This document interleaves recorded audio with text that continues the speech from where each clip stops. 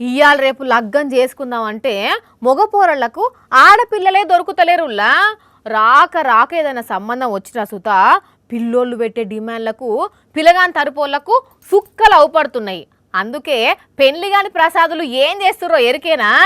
నాకొక శ్రీమతి కావాలి, నీ అనుమతి దానికి కావాలి అని వాడుకుంటా దేవుళ్ళకు మొక్కుకుంటున్నారు.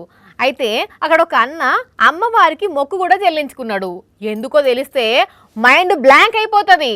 దేవుడా, ఓ మంచి దేవుడా, నేను పడే గోస చూసావు, నా ప్రార్థన విన్నావు, ఇప్పుడు నాకు కొత్త జీవితాన్ని ఇచ్చావు అనుకుంటా గా అన్న తన కోరిక నెరవేర్చిన దేవునికి మొక్కు చెల్లించుకునేటందుకు అట్లా దండావతి యాత్ర చేస్తున్నాడు. ఆయనంట ఇంట్లోళ్ళు దోస్తులు కూడా బయలుదేరిండ్లు.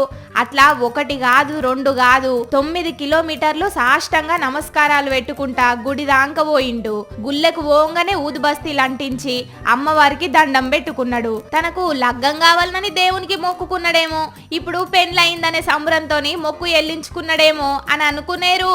పెళ్ళైనందుకు కాదు, పెళ్ళం నుంచి ఇడుపు కాయిదాలు వచ్చినాయనే సంతోషంతో గిట్లా దండావతి యాత్ర చేసుకుంటా గుడికి వచ్చిండు.